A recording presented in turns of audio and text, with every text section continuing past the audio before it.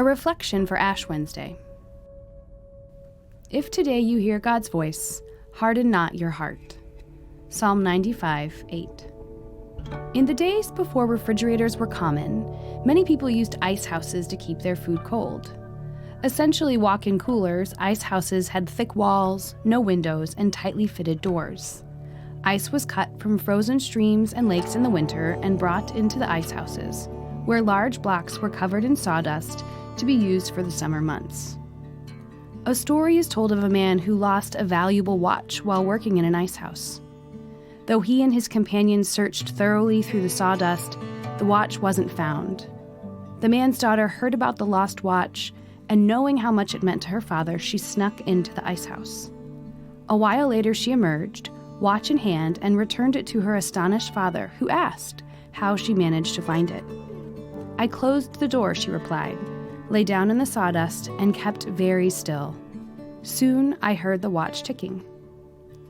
Ash Wednesday begins the Christian celebration of Lent, 40 days of prayer, fasting, and almsgiving to prepare believers for the celebration of Easter. A part of Lent is the call to quiet and reflection, a call to still ourselves and consider our faith lives. We cease searching and striving for the external markers of success and fulfillment and settle in to listen to what the still, small voice of God is saying in our lives and in our hearts. It's an opportunity to ask ourselves, am I able to hear the voice of God? Our lives are filled with noise, from televisions and computers, tablets, phones, and radios. Even some gas pumps feature built-in speakers and screens for advertisement.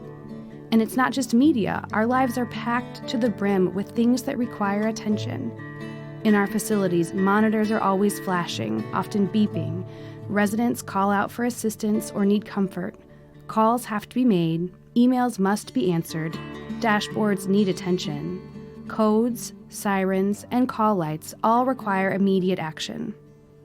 While our faith affirms that God is in all of these things, still, Lent calls us away. Lent calls us to our inner room, to an extra moment of quiet in the car or our office, to linger in the chapel, to wander in the woods, to soften our hearts and listen for the voice of God. The still, small voice that whispers and waits inside of us, calling us to return, calling us to faithfulness, calling us to begin our Lenten journey back home to the God who loves us. How can you make space in your days this Lent to hear the still, small voice of God in your heart?